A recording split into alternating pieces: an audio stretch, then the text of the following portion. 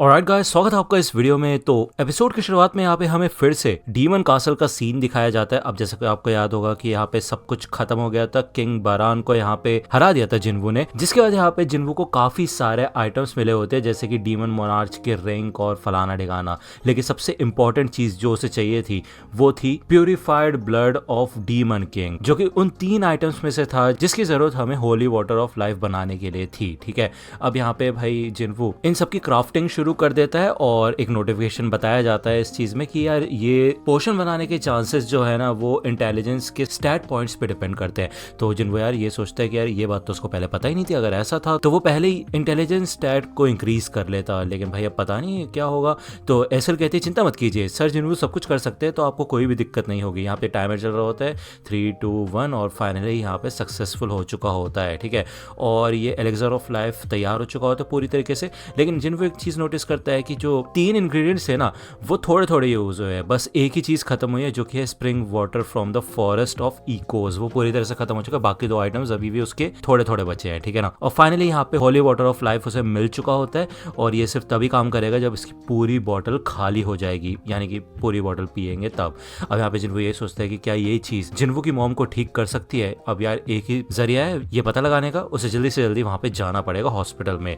तभी वो देखता है कि आयरन इधर उस ड्रैगन की बॉडी को उठा के ले आता है। जिन्वू कहता है भाई तुम्हें कुछ ज्यादा जल्दी नहीं हो रही। तो जिन्वू बताता है कि यहाँ पे जो सारे डीमन सोल्जर्स थे उनको अराइज करना काफी ज्यादा मुश्किल था, लेकिन यहाँ पे इस ड्रैगन को तो वो अराइज कर ही सकता है। इधर यहाँ पे उसका नाम रखने के लिए बोला जाता है उसे, तो वो उसका नाम काइसल रख देता है। ठीक है, अब यार जिन्वू ये सोचता है कि उसको इस डीमन कासल से निकलने के लिए क्या एक एक फ्लोर करके नीचे उतरना पड़ेगा, मतलब बिल्कुल लास्ट वाले फ्लोर तक जाना पड़ेगा। अब यहाँ पे साइड में तो एसल कहती है कि अब हम जीत चुके हैं तो ऑब्वियस सी बात है घर पे पार्टी होगी, एक बैंकेट लगेगा बहुत तगड़ा, तो आप हमारे कासल में चलिए। लेकिन यहाँ पे जिन्वू अपनी ही अलग थॉट्स में खोया हुआ होता है ये सारी चीज़ें सोचने में, तो यार वो इग्नोर कर देता काइंड ऑफ। उसे एक रियून स्टोन मिला होता है जिससे कि उसको शैडो एक्सचेंज स्किल मिलेगा, यानी कि वो किसी भी शैडो के साथ अपनी पोजीशन को स्वैप कर सकता है, एक्सचेंज कर सकता है। ठीक है, और ये काफ़ी ज़्यादा कमाल का स्किल है, लेकिन इसका एक छोटा सा ड्रॉबैक है कि इसमें 3 घंटे का कूल डाउन पीरियड होता है, यानी कि एक बार यूज़ करने के बाद 3 घंटे तक इस स्किल का इस्तेमाल नहीं किया जा सकता। ओके,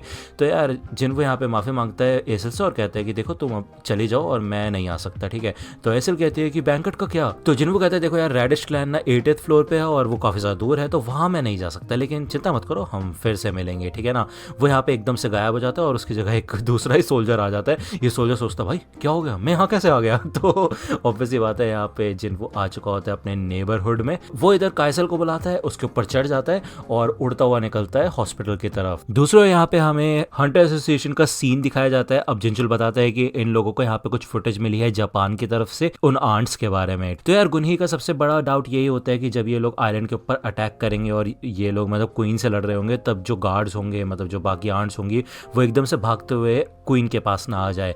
तो इस वजह से जिनचुल बताता है कि यार जो गोटो है वो एक सिग्नल जाम करने वाला डिवाइस यूज करेगा जिससे कि ये जो आंट्स है आपस में कम्युनिकेट करती है ना वो ना कर पाए। तो इसका मतलब ये है कि गुनही का जो टीम है मतलब हमारी जो साउथ कोरिया वाली टीम है उसका सामना सिर्फ और सिर्फ क्वीन और उसके गार्ड से होगा। तभी यहाँ पे गोगुनी को एक अजीब सा ऑरा महसूस होता है। वो कहता है कि जिनचुल तुमने महसूस किया हो क्या रहा है भाई बाहर, और संगजिनवू से कुछ न्यूज़ मिली तुम्हें, कुछ पता चला वो कहाँ पे है। तो यार अभी तक उसको कोई न्यूज़ नहीं मिली होती। ठीक है, ये ऑरा यहाँ पे इन लोगों को भी महसूस हुआ होता है। बेसिकली यहाँ पे बेग यूनो बैठा हुआ होता है और वो मिलने आया हुआ होता है एक S रैंक के हीलर मिन ब्योंगू से। अब यार ये दोनों तो यहाँ पे ड्रिंक वगैरह कर रहे होते हैं और ये दोनों बात करते हैं कि इन दोनों ने भी उस ऑरा को महसूस किया। भले ही ब्योंगू रिटायर हो चुका है लेकिन ऑब्वियसली बात है उसको भी अभी महसूस हुई है ये चीज। एनीवे ये दोनों यहाँ पे काफी अच्छी खासी लंबी खासी बातचीत करते हैं। बेग यूनो हमें बताता है कि ब्योंगू सिर्फ एक ऐसा अकेला हंटर है जो कि एक पीस में है और रिटायर हो चुका है। ठीक है, क्योंकि यार आमतौर पे हंटर्स रिटायर तब होते जब वो जख्मी हो जाए या फिर अपने हाथ पैर खो दे। ठीक है, लेकिन यार ब्योंगू यहाँ पे एक हीलर है और वो बिल्कुल अच्छी कंडीशन में है, जबकि वो एक S रैंक का हीलर है। तो बेसिकली यहाँ पे उसको काफी पैसा भी मिलता था। ऐसा नहीं है कि उसके घर वालों के पास काफी पैसे हैं इस वजह से उसने छोड़ दिया, मतलब उसका कुछ रीजन समझ नहीं आता।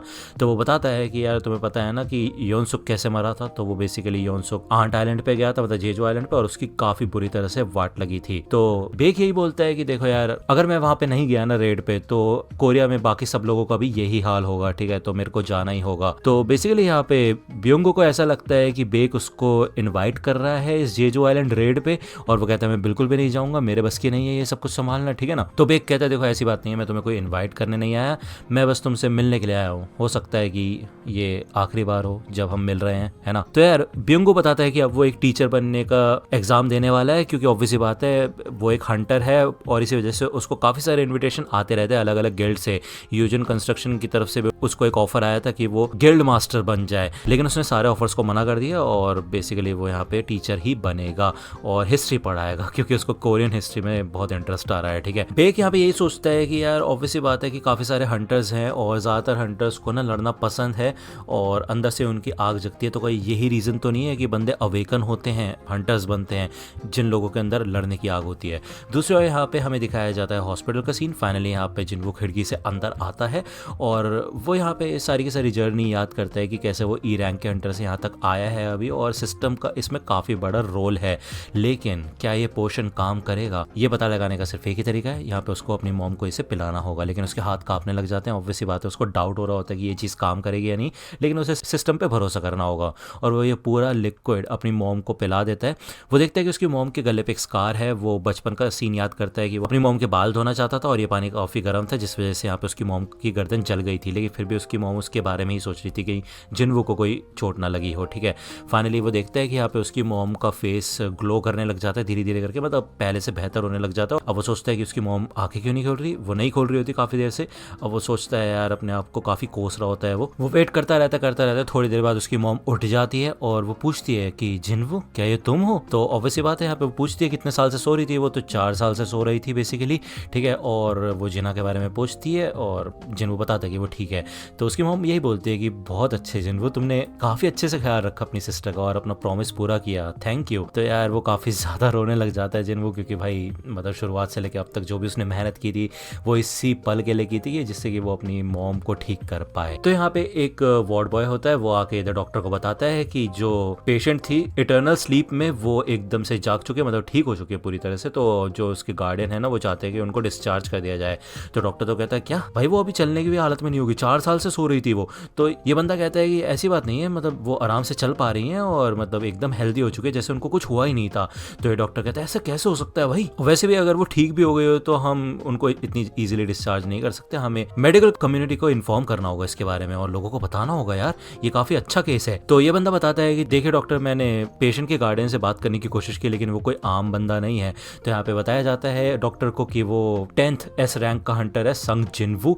तो ये डॉक्टर कहता है अच्छा ऐसी बात है क्या, मतलब यार देखो अगर कोई पेशेंट ठीक हो गया हेल्दी है तो उसको घर भेजने में क्या बुराई है ना, हम उसे भेज सकते हैं। यहाँ पे जिना भी आ चुकी होती है, जिना भी काफी ज्यादा रोने लग जाती है अपनी मॉम को देख के, और हक करती है अपनी मॉम को, ठीक है। जिन्वू यहाँ पे यही सोचता है कि यार वो अब एक हंटर बन चुका है, और इस दौरान उसने अपने आप को काफी ज्यादा दूर कर लिया था जिन्हा से भी और बाकी सब लोगों से, एक अलग ही रास्ते पे वो आ चुका है अब, ठीक है। यहाँ पे उसने काफी टाइम से अपना फोन नहीं चलाया होता, काफी सारी मिस कॉल्स उसे आई होती है, और एक न्यूज भी होती है ड्रैगन को लेके कि एक ड्रैगन देखा गया आसमान में, कोई डंजन तो ब्रेक नहीं हुआ है, लेकिन ये कौन से आ गया, किधर से आ गया। जिन्वो समझ जाते हैं कि ये काइसल के बारे में। तभी उसको कॉल आता है गुनही का, और वो कहता है तुमने न्यूज देखी। तो जिन्वो कहता है ओह ऐसा है क्या, मुझे माफ कीजिएगा। तो गुनही कहता है कि तुम ये क्या बोल रहे हो। तो बेसिकली यार ऑब्वियसली बात है, न्यूज कुछ नहीं बल्कि यही है कि जेजू आइलैंड का जो अनाउंसमेंट है रेड का वो हो चुका है, और इसी वजह से यहाँ पे ये सारी बातें जिन्वो को बता देता है गुनही, और वो मदद मांगता है जिन्वो की, ठीक है। जिन्वो ये सोचता है कि यार नॉर्मल सर्कमस्टांसेस में वो बिल्कुल भी मना नहीं करता जाने के लिए, लेकिन अब उसकी मॉम बिल्कुल ठीक हो चुकी है। तभी यहाँ पे उसको काफी खतरनाक एनर्जी वेव्स महसूस होती है। तो गुनही कहता है क्या हुआ, कुछ प्रॉब्लम है क्या। तो जिन्वो कहता है ऐसा लगता है कि थोड़ी दूरी पे कुछ हंटर्स लड़ रहे हैं। तो गुनही कहता है हाँ तुम्हें पता चल ही गया इतनी दूर से भी, चलो अच्छी बात है। वो बात यह है कि जो S रैंक के हंटर्स है ना, वो थोड़ा वार्म अप कर रहे हैं जिम के अंदर लड़ने की प्रैक्टिस। तो जिन्वो कहता है क्या S रैंक के हंटर्स। तो गुनही कहता है हाँ 4 ही दिन बचे हैं बस जेजू आइलैंड रेड के लिए, तो भाई प्रैक्टिस तो करेंगे ही ना। और उनके अलावा यहाँ पे जापानीज S रैंक के हंटर्स भी आए हैं, जिनके साथ गोटो रियोजी भी है। तो जिनवो कहता है क्या गोटो रियोजी? तो गुनी कहता है हाँ वो ही गोटो रियोजी, मतलब ये तो आम सी बात है, जापान का सबसे बड़ा हंटर है, तुमने भी उसका नाम सुना ही होगा। तो यहाँ पे हमें जिम का सीन दिखाया जाता है और इधर भाई काफ़ी खतरनाक लड़ाई हो रही होती है, मतलब स्पारिंग मैच मान लो, ट्रेनिंग मैच।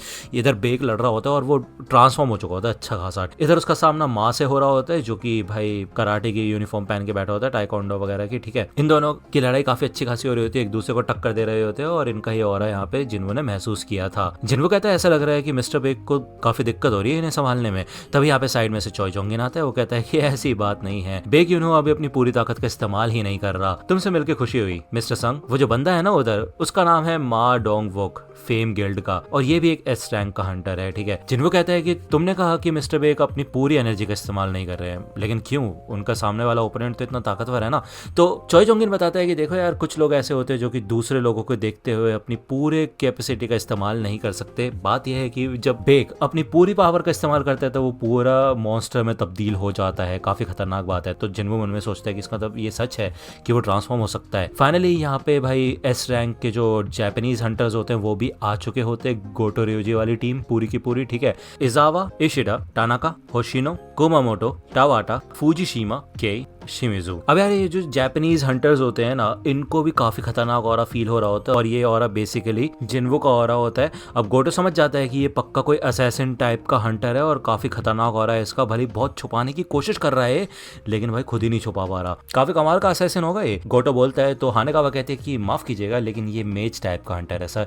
तो गोटो कहता है क्या मेज टाइप का? ऐसा हो ही नहीं सकता। तो हानेकावा कहती है कि ये ऑफिशियली कंफर्म हो चुका है।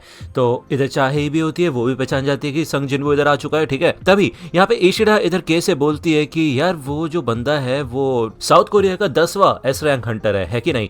तो के कहता है कि यार देखो इशिडा, मुझसे इस समय बात मत करो, वैसे भी इतने सारे एस रैंक के हंटर आ चुके हैं ना इधर की मेरे को उल्टी आने लगी है यार। तो बेसिकली यहाँ पे उसकी भी चाहे वाली प्रॉब्लम होती है, वो भी हंटर्स के सामने ज्यादा देर रह नहीं सकता, उसको गंदी सी घटिया सी स्मेल आती है। लेकिन वो यहाँ पे साइड में नोटिस करता है चाहे की भी सेम कंडीशन होती है, लेकिन चाहे को सिर्फ एक रुमाल लगता है नाक पे लगाने के लिए, तो वो समझ जाते हैं कि चाहे का लेवल उससे थोड़ा तो कम ही है, इसी वजह से वो सिर्फ हैंकी से इस स्मेल को रोक पा रही है, ठीक है। हानेकावा बता दिया है कि ये सबसे बेस्ट एस रैंक हंटर्स हैं यहाँ के साउथ कोरिया के, ठीक है। तो आपको थोड़ा बहुत तो आइडिया मिल ही जाएगा इन लोगों को देख के। लेकिन इनके अलावा कुछ और भी खतरनाक हंटर शामिल है इधर। तो यहाँ पे चाहे की तरफ इशारा करती है वो। तो गोटो मन में यही सोचते हैं कि चाहे और गोगुन ही ऐसे दो हंटर्स है जो कि काफी कमाल के हंटर्स है और हमें कंपेयर कर सकते हैं, ओके। तभी यहाँ पे एक बंदा आता है जो कि होता है नाइट्स गिल्ड का गिल्ड मास्टर, ठीक है, मिस्टर पार्क। और ये एक ए रैंक का हंटर होता है, इसके साथ एक डिसाइपल टाइप का मतलब साइड वाला बंदा भी होता है, लेकिन हानेकावा ने उसका नाम कभी सुना नहीं होता, इसी वजह से ये डिसाइपल काफी ज्यादा गुस्सा हो जाता है, ओके। तो हानेकावा कहती है कि वैसे ए रैंक के हंटर्स को तो इनवाइट किया ही नहीं गया है जेजू आइलैंड रेड पे, वहां पे तो सिर्फ एस रैंक के हंटर्स जाने वाले हैं, तो तुम लोग यहाँ पे क्या कर रहे हो? तो भाई इन दोनों में यहाँ पे बहसबाजी हो जाती है। अब गोटो को तो कुछ समझ नहीं आ रहा होता, वो यही कहता है कि देखो हानेकावा, अगर तुम बहसबाजी कर रहे हो तो प्लीज बंद कर दो, ठीक है, यहाँ पे कोई दंगा नहीं चाहिए मुझे। लेकिन भाई हानेकावा भी छिड़ जाती है यहाँ पे इनके प्रपोजल से, तो ये दोनों यहाँ पे 1-on-1 फाइट के लिए तैयार हो जाते हैं। और भाई यहाँ पे कुछ खतरनाक चीजें होना शुरू हो जाती है, मतलब बेसिकली पार्क और हानेकावा की यहाँ पे लड़ाई होने वाली है, लेकिन सीरियस वाली लड़ाई नहीं, सिंपल से रूल्स रखते हैं ये लोग। पार्क बताता है कि ठीक है फिर हम दोनों में से सबसे पहले जो दूसरे का हाथ पकड़ लेगा ना वो जीत जाएगा। तो यहाँ पे पार्क तो फुल ओपनिंग के साथ खड़ा होता है, हानेकावा यहाँ पे छूटते साथ उसके ऊपर अटैक करना शुरू करती है, लेकिन पार्क इजीली उसके अटैक्स को डॉच कर लेता है और अपने पैर से उसके हाथ पे हल्का सा लात मारता है, जिससे कि भी हानेकावा का हाथ उड़ जाता है। तो पार्क कहता है कि देखो ये कोई अटैक नहीं था, ये बस हल्का सा पैर लगाया मैंने। तो हानेकावा कहती है कि देखो मुझे माफ करना, लेकिन तुम्हें लग रहा होगा कि तुम काफी ज्यादा कूल लग रहे हो, लेकिन तुम्हारी पैंट नीचे से फट चुकी है, ठीक है। तो यहाँ पे पार्क डर जाता है। तभी इधर हानेकावा आती है उसके ऊपर अटैक करने के लिए, यानी कि उसको छूने के लिए, टच करने के लिए, जिससे कि वो हार जाए। लेकिन भाई इतनी तगड़ी स्पीड होती है ना पार्क की कि वो उसका हाथ छूटते साथ ही पकड़ लेता है, काफी खतरनाक स्पीड, ओके। तो पार्क यही बताता है कि इन लोगों को एक्सपीरियंस है इंसानों के साथ लड़ने का, इसी वजह से उसको पता है कि इंसान कैसे बिहेव करते हैं और उनसे कैसे निपटा जाता है। लेकिन हानेकावा को इसका कोई भी एक्सपीरियंस नहीं होता सिवाय मॉन्स्टर्स से लड़ने के। तो गोटो यहाँ पे एक प्रपोजल रखता है, वो यही कहता है कि हम दोनों ही टीम के जो एस रैंक के हंटर्स है क्यों ना उनके बीच में एक कंपटीशन हो। तो गुनी यहाँ पे आ जाता है, वो कहता है ठीक है फिर, लेकिन इस कंपटीशन में हम मेज टाइप और नॉन कॉम्पिटेटिव टाइप के हंटर्स को थोड़ा दूर रखेंगे, उनको पार्टिसिपेट नहीं करने देंगे।